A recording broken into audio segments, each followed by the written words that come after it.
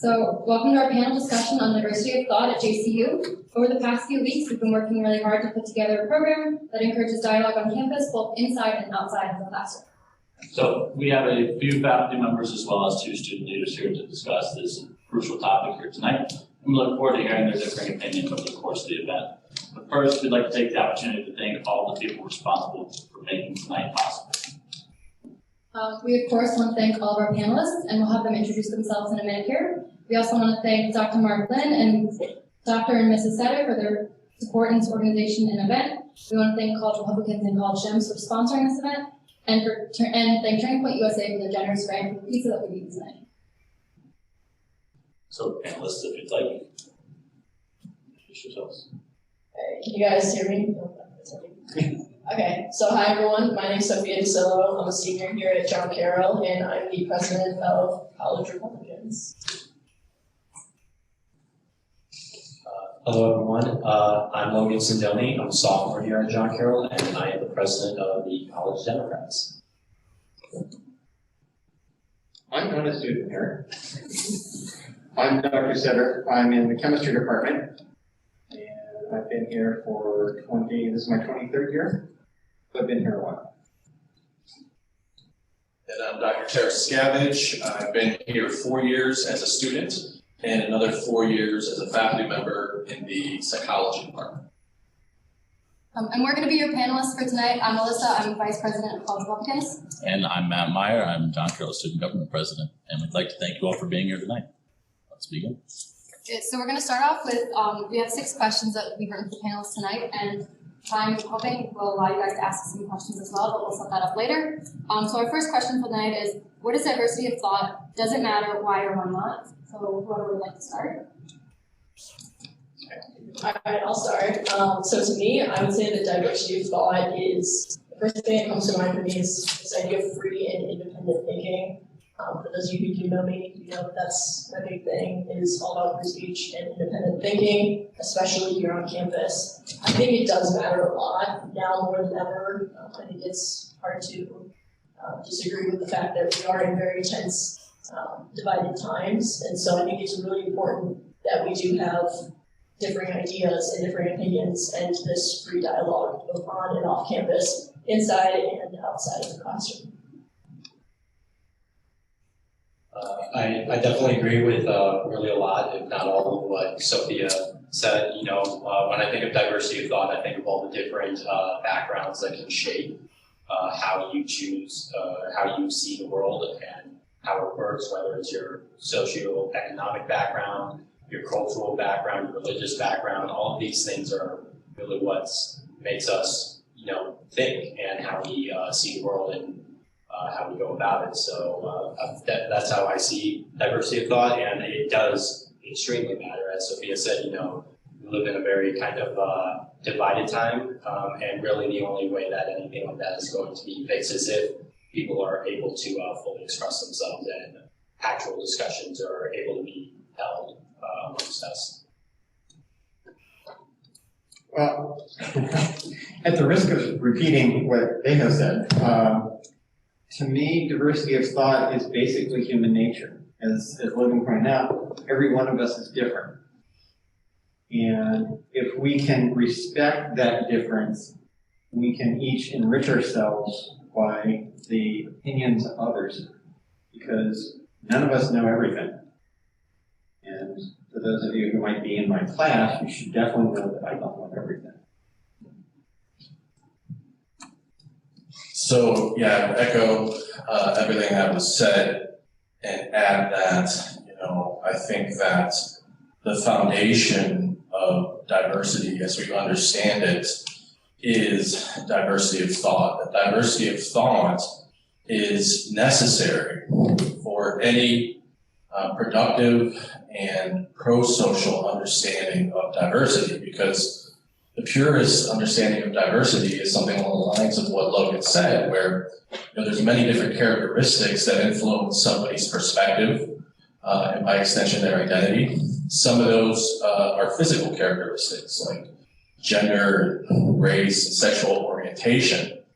What happens though is if you remove diversity of thought, from your conceptualization of diversity, what you're left with are these physical characteristics that in and of themselves have no meaning. When you remove diversity of thought from diversity, what you're left with is skin color, genitalia, and the genitalia of people who are having sexual intercourse with one another. And those in and of themselves are not relevant. And I think increasingly what we're seeing is diversity of thought being removed from diversity by some. And it leads to people, some people who are good intention, making judgments, prejudgments about others based upon their physical characteristics. You get into situations when you remove thought diversity from diversity, where you have people who make statements such as, if you voted for Trump, you ain't black. And the president walked back that statement, which he should have.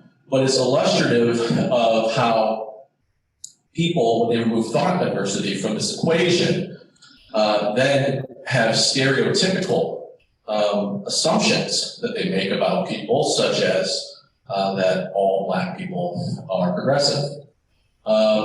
Another really concerning trend that I've seen, because this trend cuts across all demographic groups, I've seen a trend among college students in particular, where through their education and socialization, they think it's appropriate to make statements like the following. My professor doesn't like me. My supervisor doesn't get along with me. This person isn't treating me fairly because, you know, they're an old white guy. Now, it's totally possible that a person is not being treated fairly, that they're being mistreated. It's conceivable that the person that they're dealing with is an asshole. Okay, this happens. But to jump to the first conclusion that that behavior is due to someone's race is by definition prejudiced. So what happens is when you remove thought diversity from a conceptualization of diversity, what you're left with, ironically, is prejudice. So it's very important. So thank you all, panelists, for that opening. I believe that's a great starting point in order to begin our discussion. It's extremely important to have a sound definition that we agree upon in order to have this discussion tonight. So that being said, we'll start asking questions more specifically to a few panelists rather than the entire group as one, and then flip-flop back and forth and see how things go. So our next question, and just as a point of information moving forward, we will have a 2-minute time limit per response per person. So keep that in mind. So our next question we'll ask to Dr. Sutter and Logan Sindone for this next question. Do you believe that diversity of thought exists at our school? And if so, to what extent? Dr. Sutter. That's a very good question. When I got that question, I was trying to think, how would I know that? There is diversity of thought because there's 3,000, 4,000 people on campus. They're not all alike. They all think differently. I think the better question for me is not do they think differently, does that diversity exist, but is that diversity respected? And I would have to say not always. There are times that it is, but I don't think it's universal that all thought is universally respected and all opinions are universally respected. I've never heard anything from the students where they're not respecting my opinion, primarily because I scare them to death. But I do know from the faculty side that there have been instances where faculty I have seen not respected for their opinion. I can't remember a time when actually I can remember times when I didn't think my opinion was respected. it was dismissed out of hand for whatever reason. Not necessarily because I'm an old white guy, which I am. But I have seen that. So there are instances. How widespread it is, I don't know. Well, I think when tackling this question, in a broad sense, I would say yes, it does exist on campus.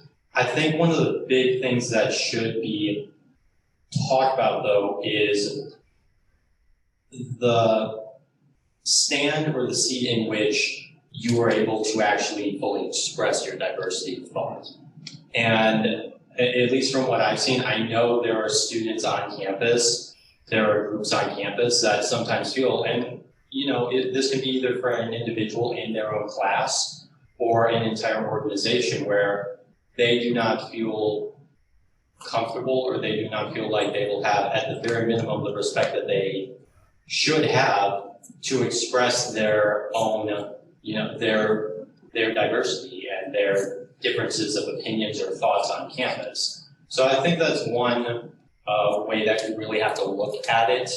You have to look at it through that scope. And of course, at the end of the day, this is all, so my just humble opinion. I'm a sophomore student from, Cleveland, relatively just middle class background. So my background is not the same as the many people who have far more diverse backgrounds, whether it's socioeconomically, culturally, or religiously.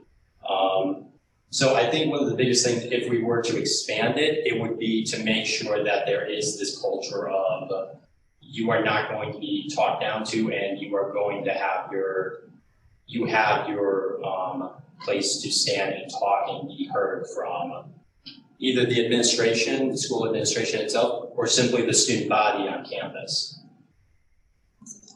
We'd like to open up for responses from either Sofia or Tarescavage. You guys want to do that? Yeah, I completely agree with both of what you guys said. I will say that a big component of this, Dr. Sutter touched on it a little bit, is how many students feel that their position in the classroom is kind of compromised as far as their beliefs, and maybe we'll get to that later in the discussion, but as far as can I express my beliefs freely without fear of getting a worse grade on a paper or anything like that. It really says that, as far as the professors go, and I know this professor makes their opinion very clear. Is there a platform for that in classrooms where I can express my beliefs and my disagreements with them? So I think that's also a component of this that maybe we'll get to, but I think that's something that should be discussed. So I'm a social scientist, and for me, data is very important. So I've collected some data on this question. Over the past 3 years, I've been surveying psychology majors in one of my courses, giving them sort of a campus culture survey on their comfort expressing their viewpoints. So these are psychology majors, tend to be pretty overwhelmingly female, and then also mostly lean progressive. So that's just a little bit of background on the sample. So 25% of them, 1 out of 4, said they were uncomfortable speaking on topics and reluctant to speak on topics in class related to gender, race, and sexual orientation. 50%, 1 out of 2, said they were reluctant to speak on topics related to politics, which tend to intersect with the most important social issues of our time. The primary reasons that they gave for not wanting to speak were fears that their viewpoints would be deemed offensive by either their peers or their instructor, as well as Sophia said, fear that the instructor would give them a lower grade in the course. The students were also asked to give an opinion on which groups on campus tend to be less comfortable expressing their viewpoints. So this is psychology majors' perceptions of who's comfortable and who's not providing their viewpoint. And so these individuals from these groups were judged to be have a harder time expressing a viewpoint. This is starting number 1. The most difficulty was transgender students, which is not surprising given the administration's decision to cancel a drag show. Second was gay, third Muslim, four Hispanic, Blacks, Asians, Jewish, and conservative. So I think there is a major problem in terms of diversity of thought, particularly as it relates to political issues, which are some of the most important issues of our time. Okay, thank you guys so much for that great answer. We all love to hear it. So how does one promote diversity of thought in and out of the classroom? And you guys can all answer this, or you don't have to answer if you don't like it, or do you, or how do you promote diversity of thought?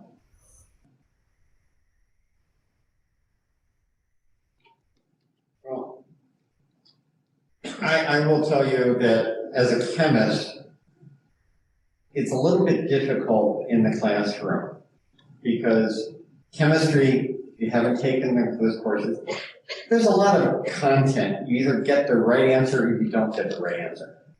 So I can't say, well, if I mix hydrogen and oxygen together, yeah, I think I'm going to get water, but no, I might get ethanol. Like, you can't do that.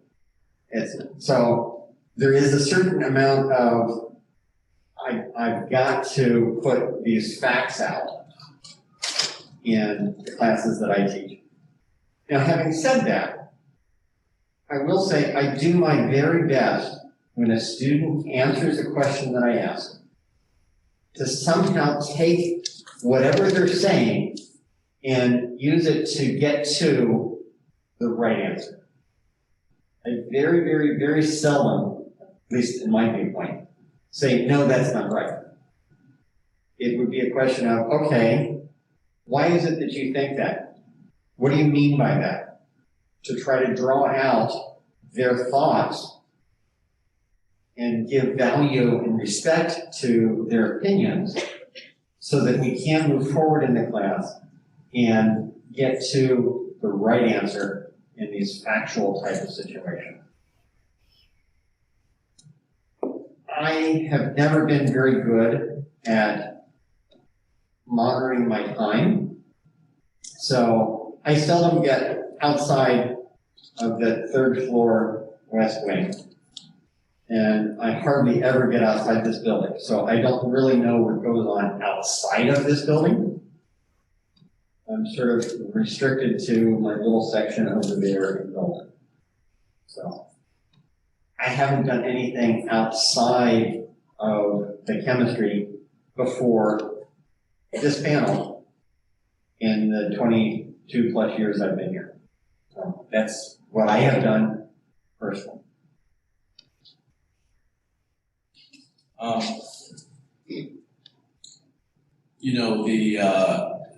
I'm going to tell you about the proudest moment that I've had as an educator. So it involves this concept of diversity of thought. So a couple of years ago, there was a speaker invited to campus, and I totally support her being invited to campus.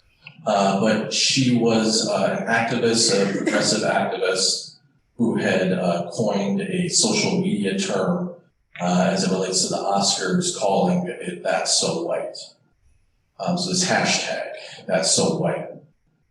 And so this, speaker came to campus, and I raised the question to one of my courses, what factors other than race may be at play in terms of the awards predominantly going to white actors?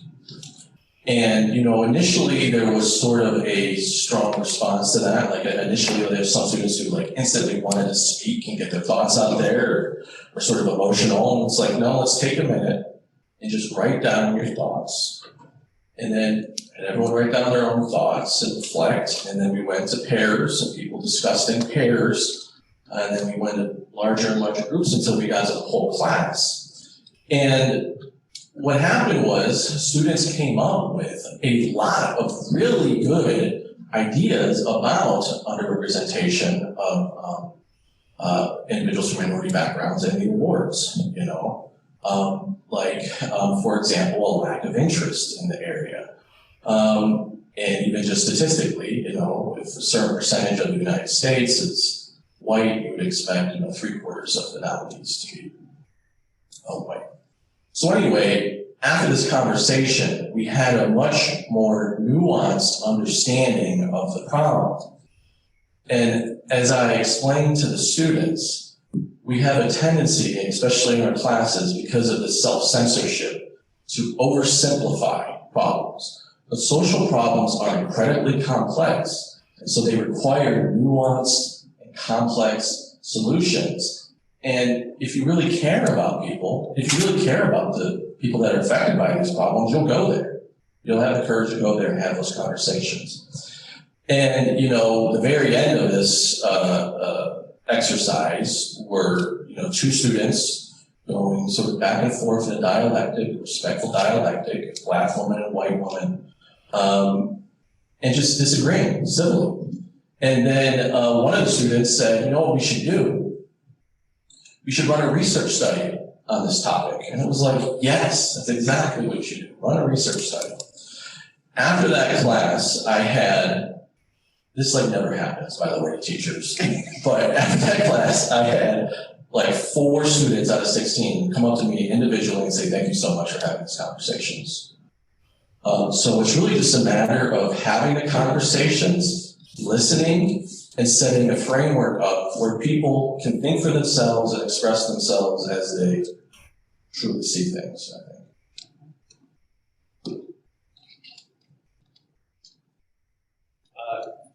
So kind of to, I think, circle back to more of the root of this question, the promotion of diversity of thought in the classroom, on campus in general.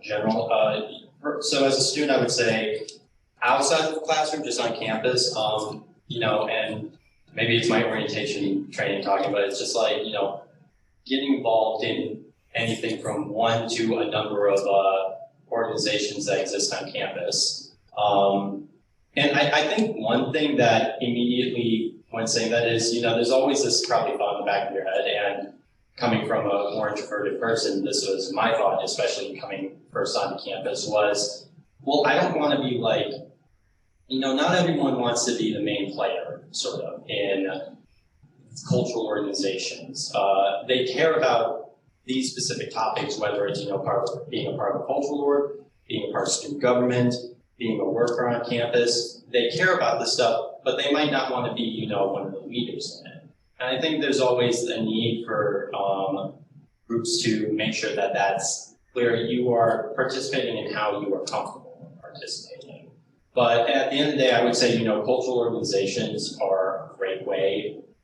Student organizations are a great way to get involved, and making sure that the school is allowing them to have every opportunity to voice what they want to voice out, whether it's a specific topic for that day, that week, or an overarching topic or issue that they want to have discussed on campus. Inside the classroom, I would say, ultimately it does depend on the course or teacher. It's very difficult to have a very kind of diverse discussion when it's based around chemistry. As you said, it's very by the book. But, I'm a political science student, so I'm involved in a lot more open discussion classes. And I say, at the end of the day, it falls upon the teacher to make sure that not only that they are promoting discussions in their class, but they're promoting students to make sure that they are comfortable and that they are going to be able to, freely express themselves in class. Whether it's having an opinion that agrees with the professor, disagrees with the professor, agrees with the majority opinion of the class, or disagrees. I've been in a number of classes that, where it's, I had an opinion on it, but I didn't really want to share it. And I know that's the case for a bunch of students on campus, especially in the more open discussion-based classrooms. So that's my thought in terms of promoting it both outside and inside the classroom on campus. Yeah, I think you have a great perspective as far as within the classroom, outside the classroom, the clubs and organizations as well. Obviously, we do run these clubs on campus, so that's definitely helped us see a little bit more of this diversity of thought. One thing I did want to mention that you brought up was this idea of being comfortable in the classroom. And I think this is important to a certain extent, but to another extent, I think we also need these challenges. And you also brought that up as well. We need to be challenged.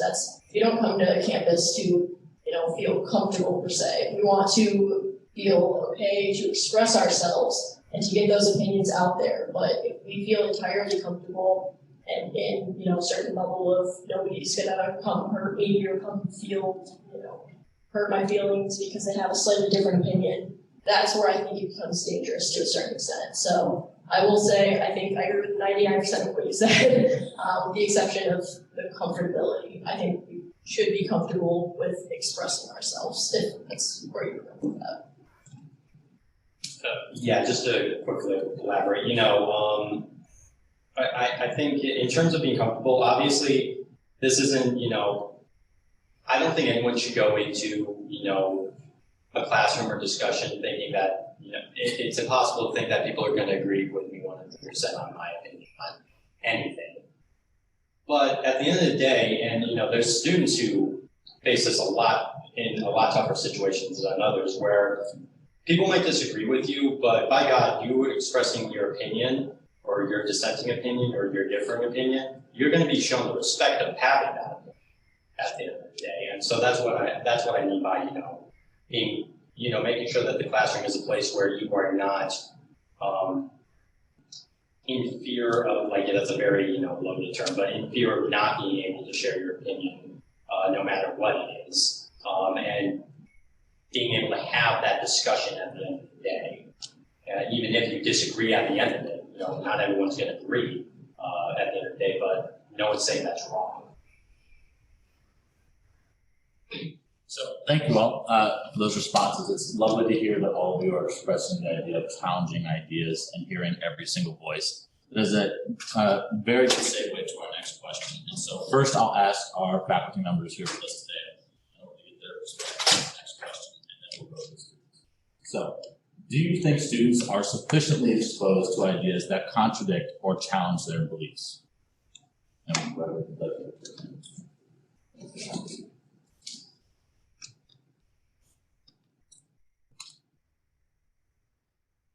I think that the classic answer in psychology is it depends, and in a lot of academia. So I do think it depends. It depends upon what the students' beliefs are, and then what courses they're taking, and who's teaching that course. There's lots of different ways to answer this question, but I'll focus on one area. In general, in higher education, since the 1950s, there's been an increasing imbalance in ideological political beliefs. So in the 1940s, 50s, and 60s, in academia, faculty were generally half left-wing and half right. Since that point, it has gotten much more imbalanced, and some fields are incredibly ideologically imbalanced. So, for example, social psychology, which is an offshoot of my field of psychology, the ratio of conservatives to liberal professors is 1-to-20. In sociology, which is in the arts and humanities, the ratio is closer to 1-to-50. So in other words, for every 50 professors in sociology departments, you will have 49 that lean left in their political beliefs and 1 that leans right. And the issue with this is, no matter how much one tries to be balanced in their perspectives in the classroom, when I'm teaching, for example, even though I try to be balanced, I'm never going to be able to make the opposite argument of what I believe, as well as someone who actually believes that, right?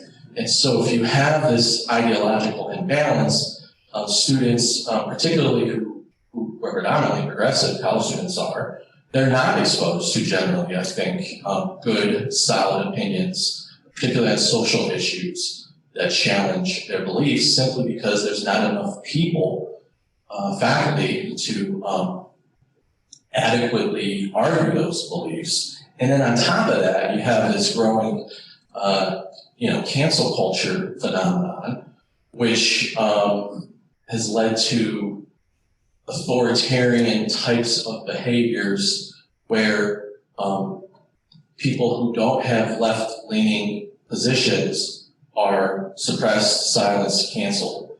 And so even if professors do want to make these sorts of non-progressive arguments, they're likely to self-censor out of fear that something bad is going to happen.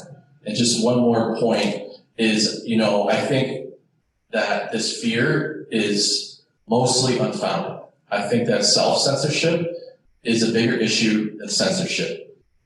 There's sort of two reasons why viewpoints are being suppressed, I think. One is sort of a boogeyman, and the other are bullies.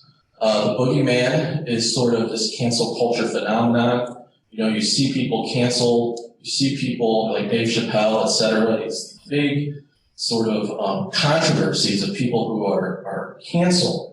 That's a small overall percentage of the people who speak divergent viewpoints. Most people, I can tell you, I've been doing an experiment, a self-experiment for the past 2 years where I just speak, about all these taboo topics in the classroom, and I'm still here somehow, some way. So that's one issue, and that's just a matter of saying what you want. And then the other thing is you do have bullies. You do have a small group of bullies, of left-wing authoritarians. It's a small group, but they do try to silence people and cancel people.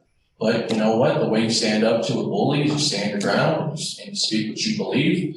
And you'll find, I think, as I have found, that they are only powerful groups, and you really don't have to worry about it that much. So I'm sorry to take so much time, but that's my view. I don't know how I can follow that, Anthony, but I'll do my best.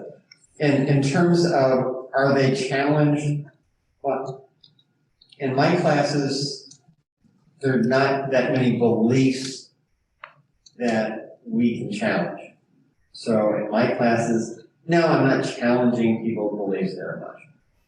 Am I challenging them? I certainly hope I am, in terms of expanding not necessarily the beliefs, but their understanding of the world through chemistry.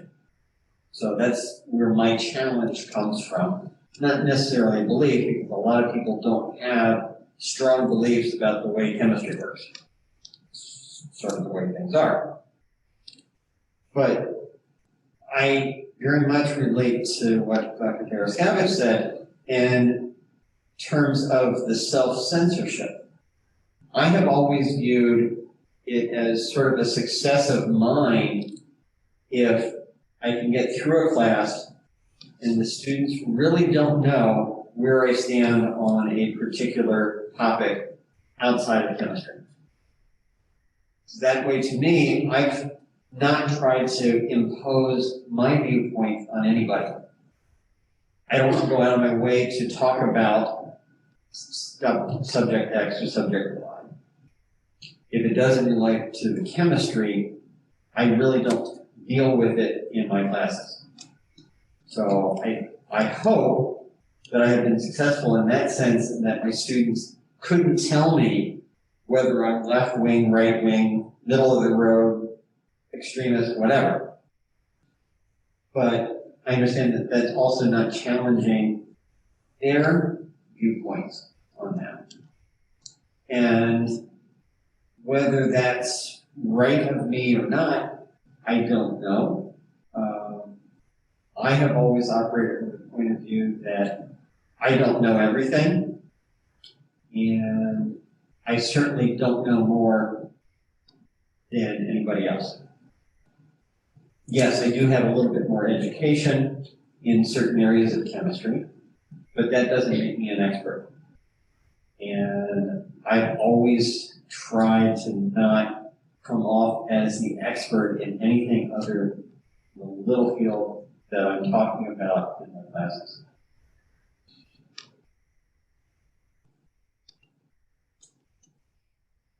Yeah, I would just say, just to add something to all of that, as from a student perspective, and Logan can speak on this as well, I think it does, as Dr. G said, depend very much on the class, as far as the professor and what the content of the class is, what the subject matter is. You might not get it in a STEM subject as much. I've taken political science courses here where that often comes up. I've taken even business law, and it has come up a little bit in my classes, but for the most part, I'm in Bowler. Those are my main classes. Those are the main topics that I've covered. So I do get a little bit of it, and I think there is often this sort of mindset of the professors where it's either I'm going to throw a statement out there and see how the students react, or I'm just going to keep it to myself and try and teach and see, kind of where the class lies anyway. That's sort of been my experience over the last almost 3.5 years now. It's very dependent on the class and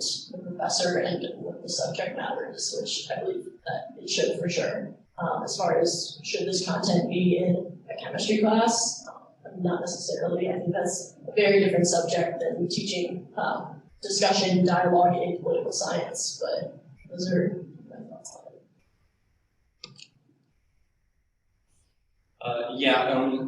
I do agree. It depends on, the subject, the class that you're taking.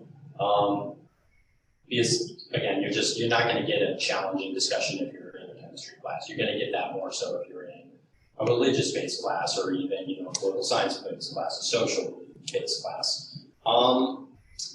I would think that I like to think that John Carroll students are, there's a critical discussion on even their own beliefs.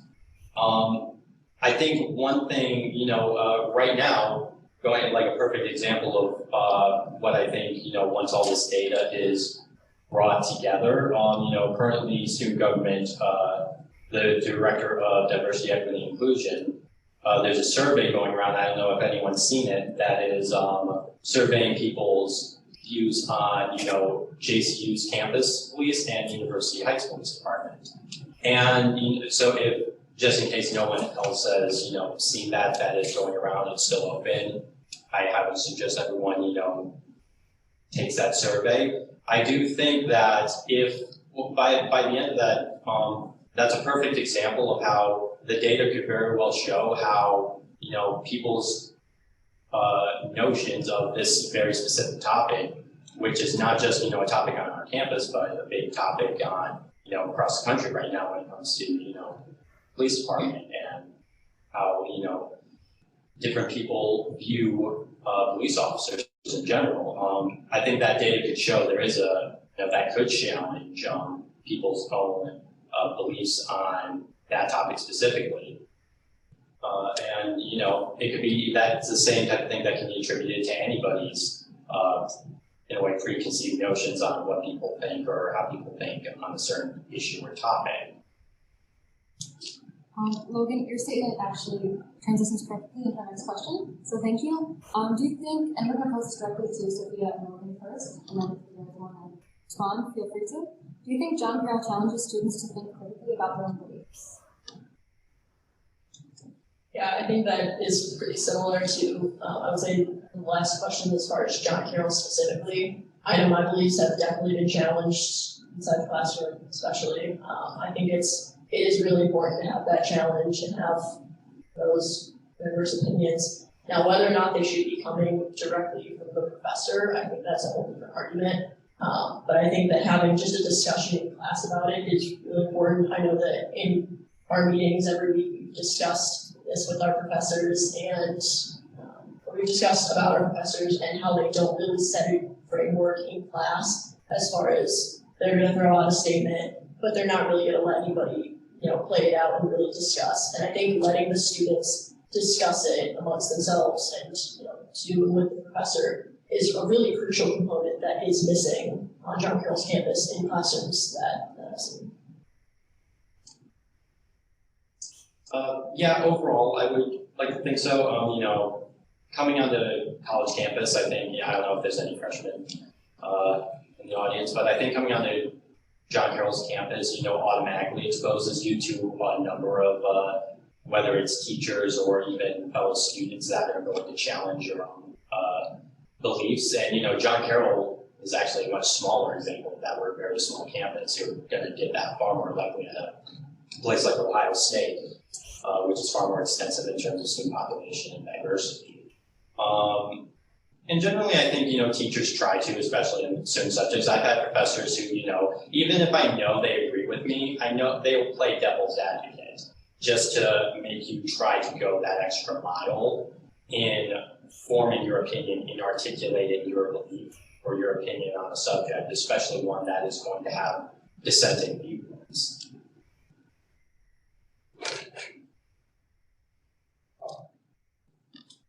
I will say that in the senior level class that I teach, and to a certain extent the sophomore level class that I teach, my favorite questions on those are, here's a situation, here's two choices, A and B.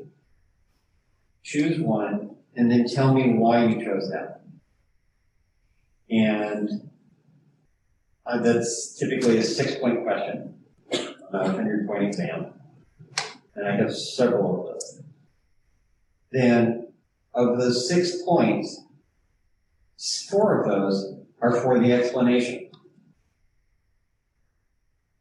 So, you convince me why you chose A or why you chose B. And if I think A is the right answer, and you chose A, and you don't support it, okay, I'll give you those 2 points, because you got the right idea. If you chose B, and I think it's still A, but you support B very well, you get the 2 points as well. So, that's as close as I can get in chemistry to a discussion where the students are responding to trying to mold different aspects of chemistry knowledge, apply it to a real world. And I laughed with Dr. Tarescavage today because in class we realized that the correct answer is always it depends, because you have to look at the specifics of the exact situation. And when I give these questions, that's what I'm looking for. Are they actually referring to the specifics of the situation? And oftentimes we'll find a different aspect of the situation than I was thinking when I read the question. So I think there is that opportunity, and I think it is very important that the students get exposed to that. Whether that's sufficient, I have no idea. I'm going to leave that up to the students to tell. Yeah, and I think that example illustrates that in general, you teach critical thinking skills in a lot of different disciplines in the way that you're saying. My concern, though, is as it relates to social issues. We have some limitations in terms of critical thinking about social issues.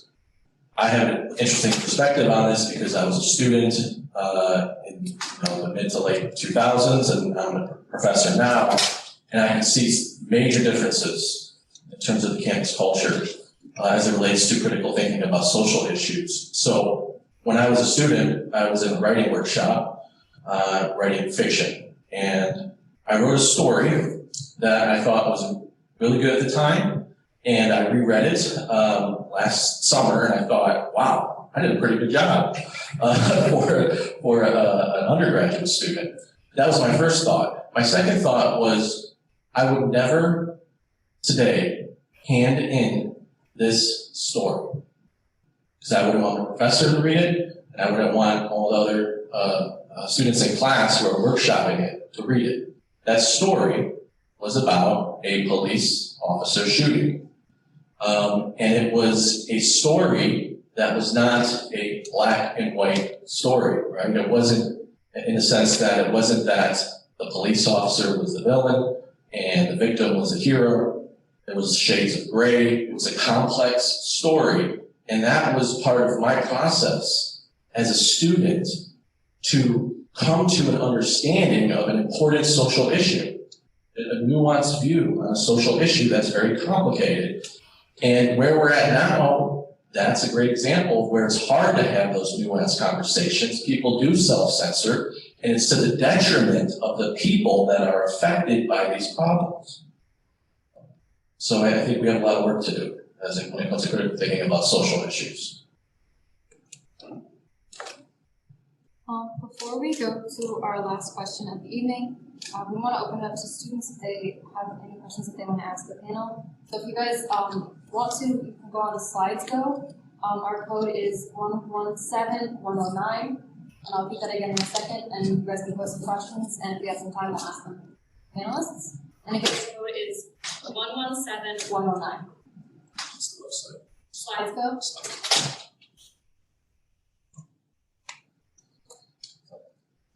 Take a minute, formulate some questions that you'd like to ask our panelists, and then once the panelists ask our last pre-formulated question, we'll go ahead and read through those for a period of time. So it seems as though, at least, especially from the students' perspective, that John Carroll has been, at least in some opinion, open to challenging new ideas. But it's one thing to talk about that. It's another in terms of if we're actually upholding that to a certain degree. So our last question is in regards to that. First, I'll ask the students and then to so without naming names, can you share a story of a time when you noticed that the values of diversity of thought discussed this evening have not been upheld or even deliberately discouraged? How could someone have gone about the conversation or decision differently? Well, I have a very fresh memory of this, and I'm sure that you'll remember this. Without any real specifics in student government, there was a discussion on the changing of some current programs, well-known programs here at John Carroll, and some of the things that would be a part of those programs. And the big topic of discussion among student government, and now more so among students involved in these programs, is the fact that none of the current students, and as we were to find out, the leaders of those programs weren't really consulted on the matter. So that's definitely a very fresh perspective where I think, that's definitely failing, and that's something that there's been a lot of discussion around, and we're hoping that stuff like this can cease from happening, because one of the biggest things I think, I hear from a lot of students is this kind of frustration that decisions aren't really discussed on campus, they're more so made and said. And I've been told by a number of students that that's a very frustrating kind of mindset and commonality to have for big issues that go on campus and that do affect us at the end of the day. So I can honestly say that something that's happening tonight, just having a whole discussion, diversity of thought panel, something like this, is something that is just a stepping stone. This is not the end all be all and call it a day and we go back to our classrooms. I think this is a very important stepping stone to continue to have this diversity of thought and keep evolving and continue that effect. So I guess one somewhat decent example I can think of is several weeks back, it's probably closer to about a month and a half, 2 months ago, we had on campus an event on the quad, so we were tabling regarding the vaccine mandate, and we were just getting students' opinions of it and what was going on with that specific subject matter. And so we really just wanted to have good conversations with students and faculty and anybody who walked by and just see what they thought about it. We had some really good conversations, and then we found out that later on it was less of this dialogue and more of people going on social media and just posting about it and just making very bold comments and name calling, insults, stuff like that. And I think that's where we start to fall back a little bit. And like I said, what's happening tonight is a good way to sort of combat that. And what happened back then was sort of fall back. But again, we did have some good conversations there, and I think that there's a lot of potential to keep that going.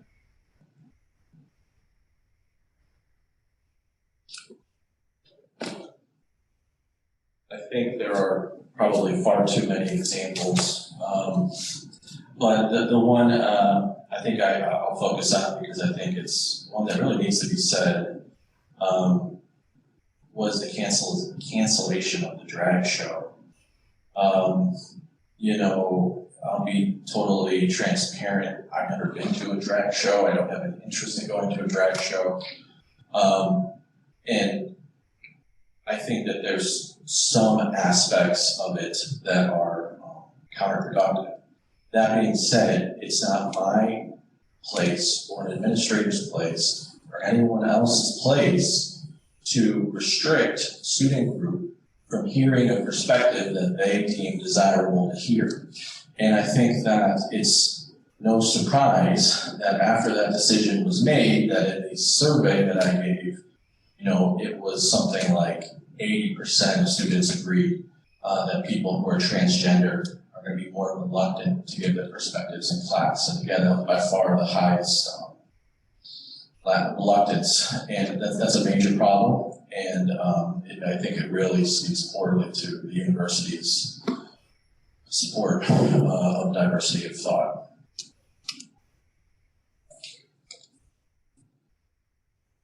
I'm going to speak from the faculty, exclusively from faculty interactions. I have been in several meetings with exclusively faculty, whether that's the general faculty or just department chair people. And so many times in those meetings, there's one person or two people that voice their opinion and voice their opinion so strongly that everyone else either doesn't get a chance to say anything or is completely dismissed if they do say something, because they're not the favored faculty person, or the favored chairperson in that particular meeting. So there is those types of things that go on. Is it all the time? No. But it does occur, and I think the fact that it does occur even sometimes discourages that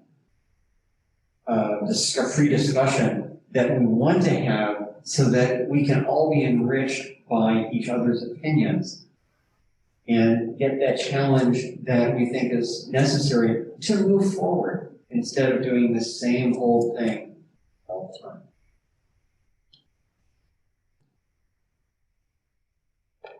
Thank you very much. We did get so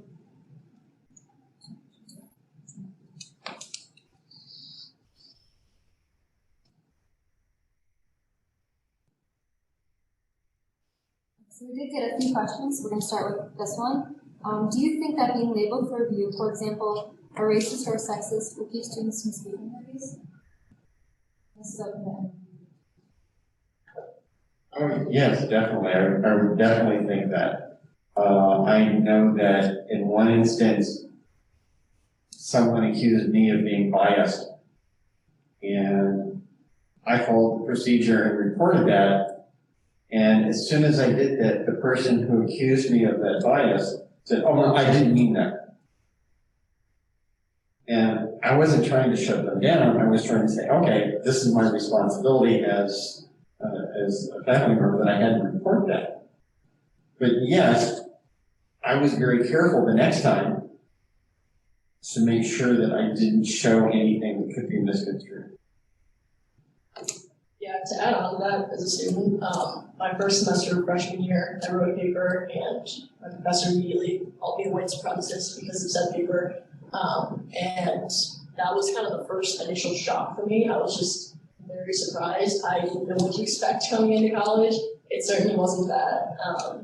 And I would say that it definitely did instill some sort of fear in me as far as, okay, I'm going to be very careful about what I write from now on. I'm going to say certain things. I'm going to say what the professor wants to hear and get my A in class and move on to next semester. And I think that's problematic for sure. And I think I got to the point a couple of years later of saying I want to express myself in a way that doesn't get those reactions from the professors. And if it does, I've sort of learned how to handle it. I'll have a talk with the professor if that does come up. But yeah, there was for a couple of years definitely some fear instilled of being called those things. I've been called them several times because of the clubs that I run, and other things that I believe because of those clubs, and I'm honestly not really afraid of them at this point, but there were a couple of years when I was afraid to speak my truth.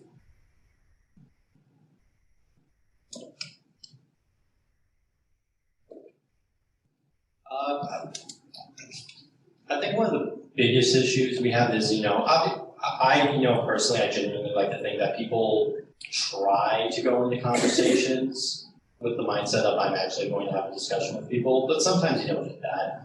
And at the end of the day, it's kind of like, cards, it's easier just to throw any sort of terms around.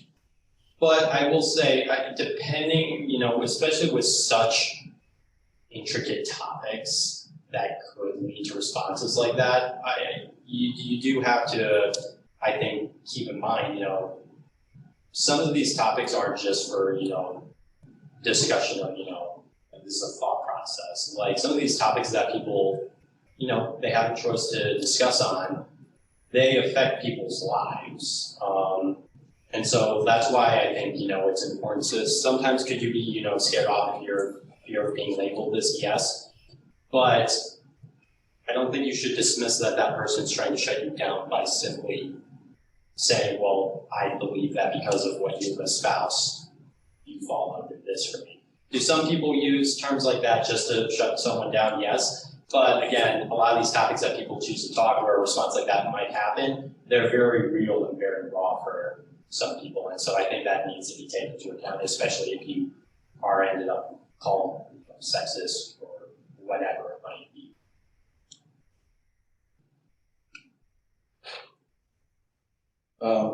I think that, to answer your question about does it shut down conversation when people are labeled racist or sexist? I think if you're not racist or sexist, you should just keep saying what you're saying. People will say things about you. Sometimes people say things about you that aren't true. Sometimes because they purposely are doing it to try to silence you. Sometimes because they're ignorant. Ultimately, if someone calls you racist or sexist, I think that's important to be introspective and really think about, okay, am I doing something that is racist or sexist? But if you go through that reflection and you're not, doesn't matter. Keep speaking what you believe to be true. And what you'll find is that if you keep doing that over time, especially in college, take 4 years. As you go throughout college, say whatever's on your mind. If you're wrong, someone will point it out to you. Great, you'll learn something. If you're right and you meet opposition and you continue to speak your mind, you do that for 4 years, you're going to be a force to be reckoned with. Because if you're able to articulate your thoughts under pressure, even when people disagree with you, that's very powerful. It can be a very powerful agent for positive change in the world.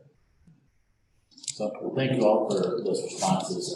Since we are running late on time here, we will ask one last question, which I believe Dr. Tarescavage, your answer there ties into quite well to wrap up our discussion tonight. So the question asks, some ideas we can agree are right and some are wrong, but how do we navigate diversity of thought in a society that is constantly evolving morally?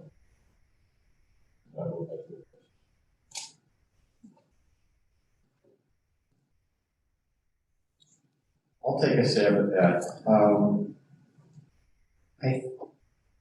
I am very much an individualist. I believe in the power of the individual. And I believe that each individual, each human has their own unique skills and values to the rest of humanity. And as long as we respect those values, those intrinsic values of just being a human being, being a thinking being, then however the situation changes, that same basic respect for the individual will carry us through and keep that whatever moral code you have so that we can deal with different situations. That's my own view. That's the way I've tried to live my life.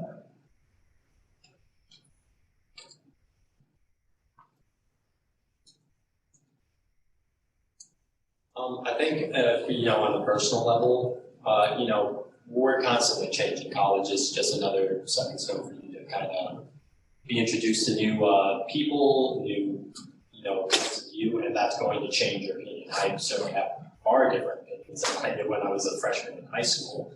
I think on the larger society view, it's just a natural part of us, progressing and having this kind of open discussion. I referenced that survey that's going around right now talking about people's, opinions, their views on, the police force on campus and in University Heights. Well, that's a larger topic that's going on in our country right now. And just recently, just last night, Cleveland passed an ordinance, issue 24, if anyone lives here, where there's now going to be a significant civilian review board in regards to tackling issues within the police force in the city of Cleveland. Now, I'm pretty young, but I guarantee you a couple decades ago, maybe even just 2 decades ago, the idea of that would have been seen as completely, unforeseen, as far as I'm aware. So I think that's just a perfect example in this very specific topic where you're seeing an evolution of how people view certain topics, view certain discussions, and how to address it. Yeah, I completely agree with that. I think the word evolution is a really good way of explaining this. The more we talk, the more ideas that we get out there, the better of a chance we have of finding the best solution to these problems. Nobody is denying that, a number of these problems are certainly prevalent, especially now more than ever. It's a matter of which solution should we take to actually solve the problem. And when we get more and more ideas out there on the discussion table, that's how we find the best one, and that's how we come to the best solution. And one thing I will kind of say to sort of wrap this up a little bit, I am definitely, a believer in free independent thinking, free speech, all of that. And I might not agree with, what other people say on this panel, not on this panel, on this campus, off campus, but I will always fight for their right to say it, and that's the most important thing. That's a good way to end it. Yes, thank you all for your responses, and thank you all for being here. Let's give a round of applause to our panelists.